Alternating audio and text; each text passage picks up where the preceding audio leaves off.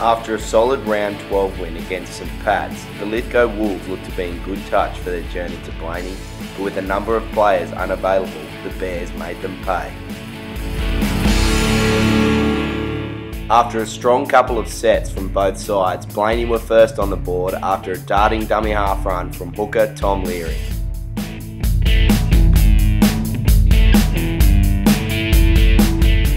Blayney halfback Jesse Nixon made the visitors pay when he scooped on a drop ball and ran 60 metres to the try line.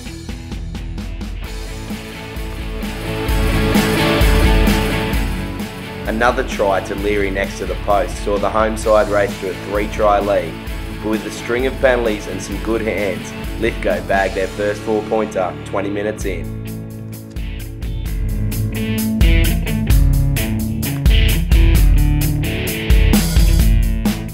The Bears continued up the field and scored another. However, the Wolves got their chance through some tough work in defence to force a couple of Blayney mistakes and made the most of them with some repeat sets and 3 more tries before the break, including this nice backline movement.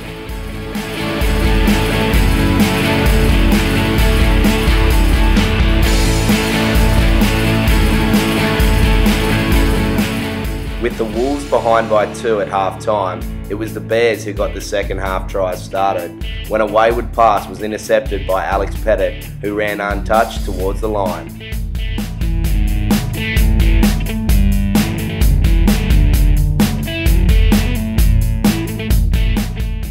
The bulk of the second half went try for try until the Lithgow defence began to tire. The home side finished the job with 2 final tries, including this chip and chase beauty to seal the win.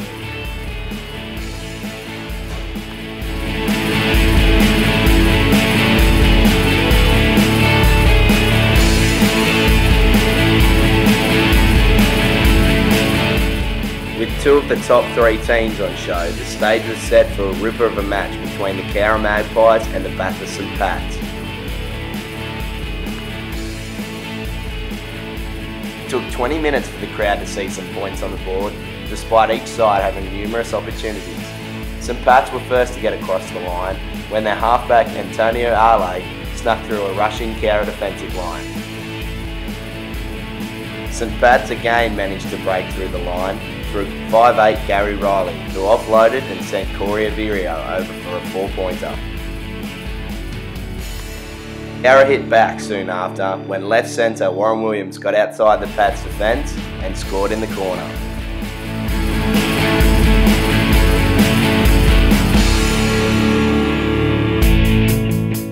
Pat's half Ale scored his second, and minutes later his halves partner Gary Riley scooped up a loose ball and streaked 90 metres to the try line to take the Blue and Whites into the sheds 18-4 in front.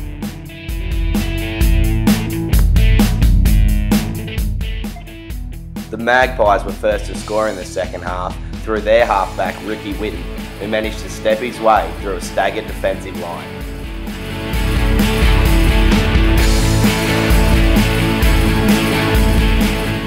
With only 20 on the clock, the Saints needed something special to get back on the scoreboard, and the right side combination of Campbell Scott and Jake Bright provided.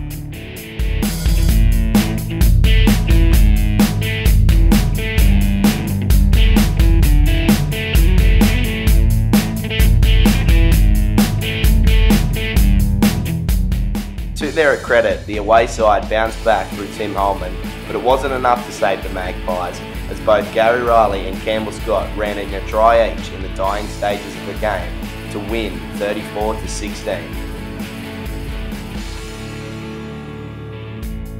After going down to the Panthers in a shock loss last week, the Mudgee Dragons looked to get their winning ways back on track at home against the Orange Hawks. The first points of the day went to the Orange squad when their lock forward proved too strong and beat a number of Mudgee players on his way to the line.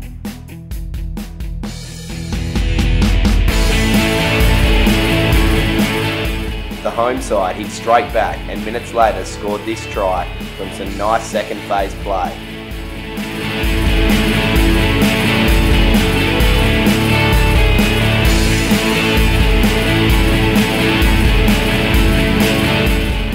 Mudgee again worked their way up the field, and with some help from a couple of penalties, they were on the attack again.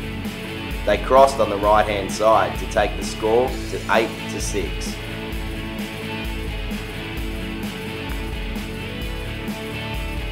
Hawks managed to claw their way back to the front before the half was over, with two well executed tries, including this one which featured a long but on target cutout pass and went to the Sheds 14-8 in front.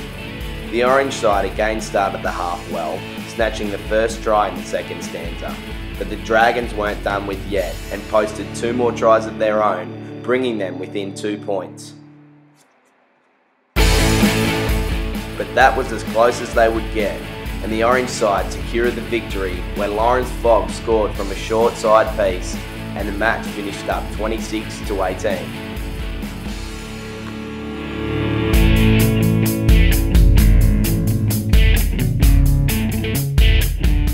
In Orange, the sun was shining and both the CYMS and the Oberon Tigers were hungry for 2 competition points. After a strong 15 minutes of football from both sides, it was the Tigers who were first to cross the line through their left centre, Reece Finlay.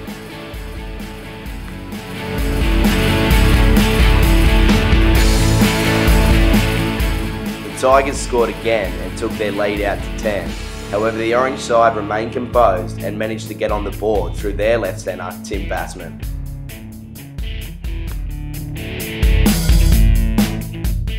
In the space of 5 minutes, the Green and Golds went in again with a try to Zach Bohan and snatched the lead from the Tigers to be ahead 12-10 at the half-time break.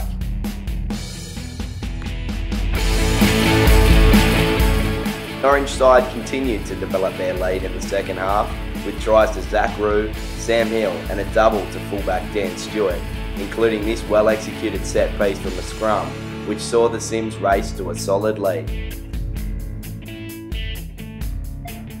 To their credit, the Tigers never gave up, and a consolation try to talented halfback Blake Fitzpatrick saw the score finish up at 36-16.